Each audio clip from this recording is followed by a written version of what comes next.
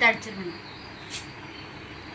தூங்கி எழுந்திரிச்சு காலையில் இன்னைக்கு ஆடி வெள்ளி ஏதாவது சாப்பாடு குளிச்சு ஆடி வந்தாதான் வெள்ளி வருமா? ஆடாம வந்தா வராதா? குளிச்சு கழிச்சிட்டு சாம்பார் ஏதாவது வச்சு சாப்பாடு ஆக்கி உனக்கு மரியாதை அவ்வளோதான். காலையில் உட்காந்து இந்த செல்லில் இந்த யார் என்ன பண்ணுறா இது பண்ணுறா அப்படிதான் பார்ப்பேன். என்ன பண்ணுவேன் காலையில எதுக்கு நீ செல்லில் எடுத்துக்கிட்டு இருக்கு? யாராவது பார்க்கணும் தான் நீ எடுத்துக்கிட்டு இருக்கு. அந்த மாதிரி யாராவது பார்த்தா நம்ம யாரோடதையாவது பார்த்தா தான் நம்மளோடது யாராவது பார்ப்பாங்க. அதனால இப்படி உட்காந்துக்கிட்டு இருப்ப. பார்த்துட்டே இருப்பேன்.